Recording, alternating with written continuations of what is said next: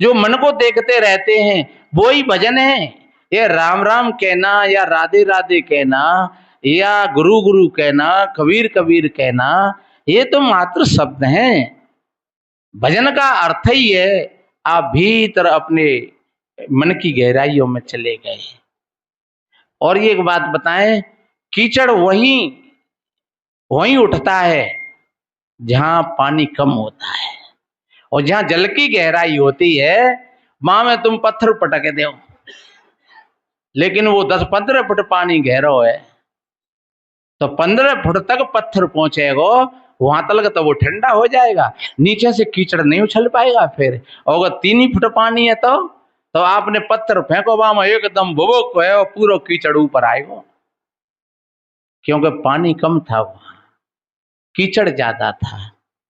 जहां गहराइयों में, जब ज्ञान की गहराइयों में हम जाते हैं तो फिर जहां जितनी जितनी गहराई होती जाती है उतना ही वो कीचड़ नीचे पड़ता हुआ चला जाता है। और धीरे धीरे कभी वक्त ऐसा आता है कि कीचड़ नहीं रहता है, केवल उधर में तल रह जाता है और फिर ऊपर पानी रह जाता है, और कीचड़ नाम की कोई चीज नहीं रहती है। कबीर कहते हैं कुआं में लग गई आग, एक अचंभो हमने देखो, कुआं में लग गई आग और कादो जल के छार वही मछली खेले फाग। कादो कहते कीचड़ को, जब कुआं में आग लगी तो वो भीतर की जो वहां में कचरो હતો ते सब जल करके खत्म हो गया। अब ये मछली क्या है, ये हमारी जो सुरती है, ये चेतना है, अब ये फाग खेल रही है, उसमें ये आनंद ले रही है। इसमें कादो जर गई, उसमें कीचड़ जर गया, सबका सब पूरा का पूरा। कैसे? काय की आग लगी? ज्ञान की आग लगी। ज्ञान अग्नि दग्ध कर्माणम तमावती पंडितम बुधा। ऐसा भगवान कृष्ण ने गीता जी में भी कहा है, जब ज्ञान की आग लगती है तो सारे कर्म जल करके दग्ध हो जाते हैं, खत्म हो जाते हैं। तो मेरे बहन भाइयों, आपका हृदय है वो एक ऐसा स्वच्छ सागर की भांति है, पर टटोले हम उनकी गहराइयों को, हम अपने मन को टटोलें तो एक एक परत पर आप चले जाओगे, और चले जाओगे तो सारी की सारी चीजें तुम्हारे सामने आती जाएंगी और एकदम तुम वहां पहुंच जाओगे। एक आदमी ने कहा अपनी देवी से, देवी जी थोड़ा पानी गर्म कर दियो, काय को? स्नान करने के लिए। हाँ करते हैं। फिर बोलेगा नहीं जल्दी कर दो। हाँ हाँ तो कर रहे हैं, अरे जल्दी कर दो कि कर रहे हैं। अरे हम कह रहे हैं जल्दी कर रही हो कि नहीं? हाँ कि ना कर रहे तो फिर क्या करेंगे? तो कि ठंडे दिन नहा लेंगे और क्या करेंगे। कितनी बढ़िया बात कही। पत्नी ने जब उत्तर पर प्रत्युत्तर किया कि हम ना कर रहे तो क्या करोगे, तो कि ठंडे दिन नहा लेंगे और क्या करेंगे, मत करो, रहने दो। तो वहां संवाद रुक गया, वहां बात वहीं समाप्त हो गई।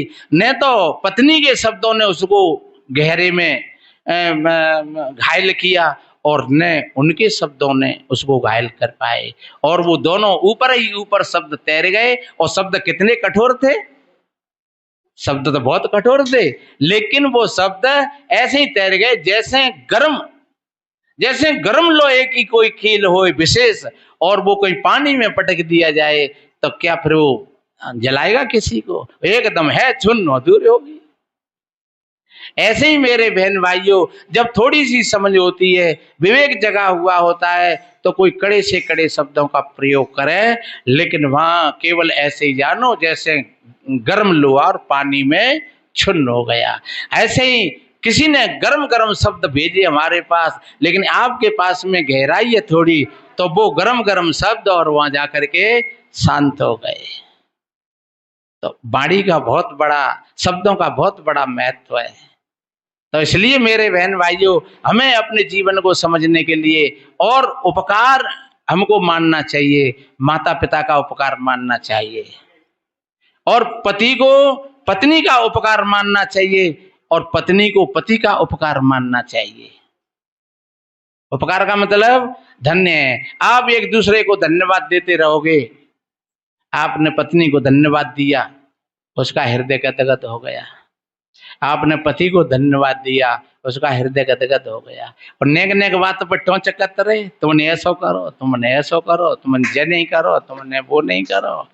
तो आप टॉर्च करते रहोगे और फिर बेउ टॉर्च करती रहेंगी, तो धीरे धीरे धीरे धीरे और एक विषमता होती चली जाएगी और धीरे धीरे एक भटास पैदा हो जाएगी। तो वो भटास ही हमारे जीवन की विकृति है मेरे बहन भाइयों। और वो भटास हमको कभी सुकून नहीं देगी, शांति नहीं देगी। हमारे भीतर का जमाव ही हमको शांति देगा, सुकून देगा। तो आपके अंदर में भी वो सामर्थ्य हो, आप सजग हो करके जब कोई भी ऐसी बात हो तो आप अपने अंदर झांक करके देखें। और कभी शब्द बोले तो संभल करके बोले, साध करके बोले। अनदेखे में भी शब्दों का गलत प्रयोग नहीं करना चाहिए कभी भी। अनदेखे में ऐसा नहीं कि अरे भैया, अरे प्राणी है सब। अनदेखे में भी आपने गलत शब्दों का प्रयोग कर दिया तो कहीं ना कहीं वो आपकी क्षति होगी उसमें। हमेशा कोई छोटा नहीं है, कोई बड़ा नहीं है।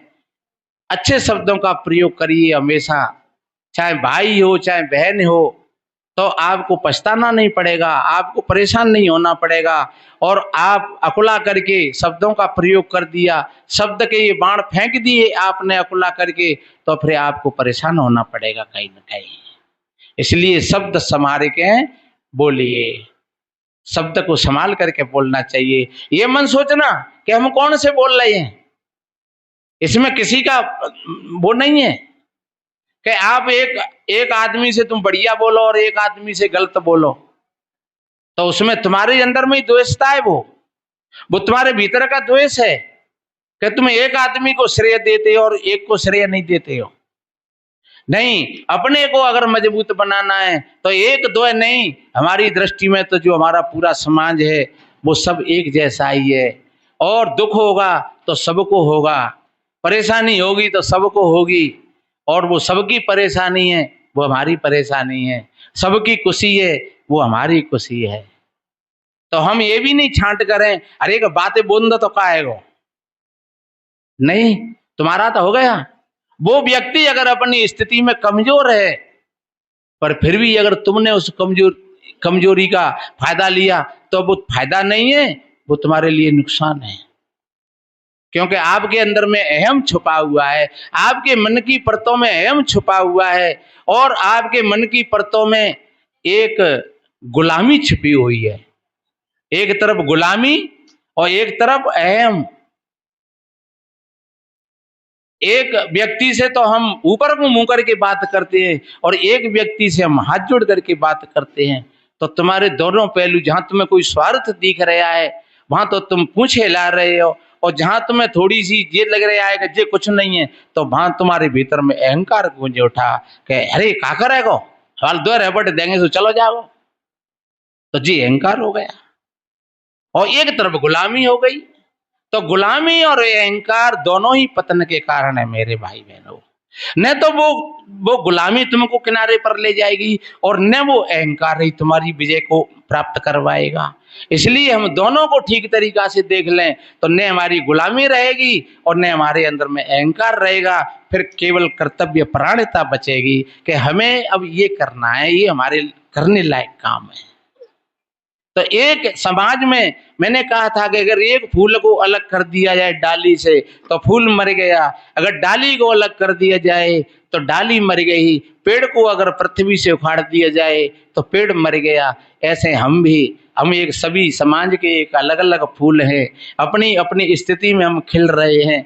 लेकिन ध्यान रखो, जब समाज रूपी डाली से अगर हम टूट गए तो फिर हमको सूख नहीं पड़ेगा।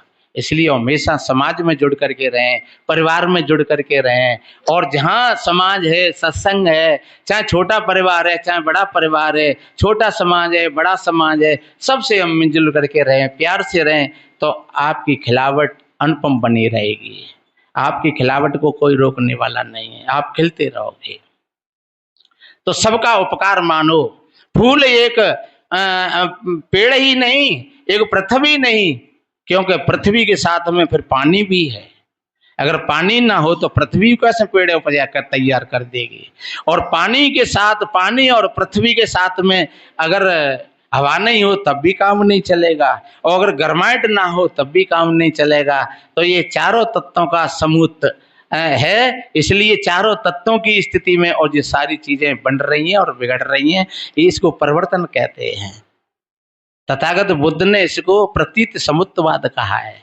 कोई चीज का अपना अस्तित्व नहीं है, हर चीज परिवर्तनशील है। जो कल थी वो आज नहीं है, आज है वो कल नहीं रहेगी। तो पकड़ना किसी चीज को नहीं है और झटकना भी किसी चीज को नहीं है। झटकोगे तब भी परेशान हो जाओगे और पकड़ोगे तब भी परेशान हो जाओगे। सकल परखना कछु न गहना और पारक पद पर दृढ़ हो रहना। अरे जो जो भीजत जात कामरी त्यों त्यों है रही भारी, हंसा परख सबद टकसारी। इसलिए मेरे बहन भाइयों, सबका उपकार मानो। माँ बाप का उपकार सबसे ज्यादा होता है। हमारे जो भाई है,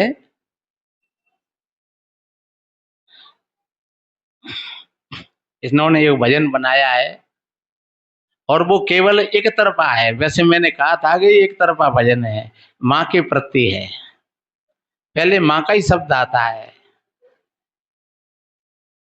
पर माता पिता का जोड़ा है। जहां माँ शब्द होगा वहां पिता भी आता है। विशेष उपकार माँ का होता है, क्योंकि माँ, जीव की यात्रा माँ के साथ में होती है। माँ जीती जागृत है तो उसकी संतान जीती जागृत होती है। माँ अगर सत्संगी है तो उसकी संतान सत्संगी बनती है। और माँ का इतना, क्योंकि ममता होती है माँ के अंदर में। पर ये ध्यान रखो, माँ अगर ममता है तो पिता एक विश्वास है। जहां विश्वास होता है वहीं ममता जिंदी रहती है, और जहां विश्वास नहीं है वहां ममता भी मर जाती है।